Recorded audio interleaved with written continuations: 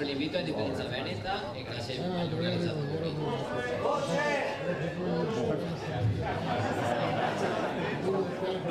Allora, mi fa piacere essere qua perché finalmente si respira un'aria diversa, finalmente che abbiamo centrato a quadra che da anni non si riusciva a mettere tutti i movimenti, i partiti e altre componenti del mondo veneto a dialogare. Finalmente riuscimmo a fare fronte unico, un fronte che non dobbiamo assolutamente aver paura di fare perché ha paura che da averla gli altri.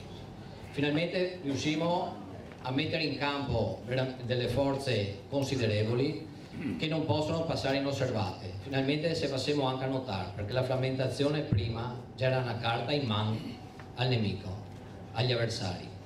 Per cui, signori, veramente abbiamo trovato il sistema per ripartire. La Isa Venete da anni predicava questo.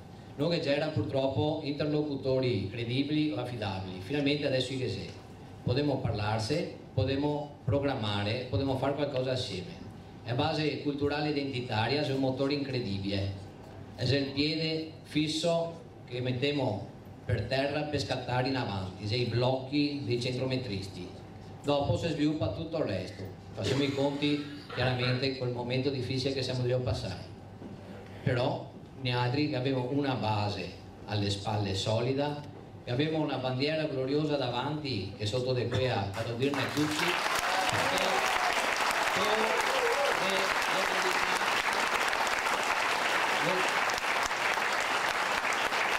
l'eredità che ne sa del passato ma per andare meglio verso il futuro. Il passato ne serve solo per imparare e andare meglio avanti. Le risposte su tante cose troviamo proprio nella nostra storia. Gli altri adesso mi permetto di aspettarvi tutti a Cittadella, dove sarà un'ulteriore massa di veneti di buona volontà che lancerà un grido che non potrà sentire. Scusami, sono bilingue, mi scampa il cuore.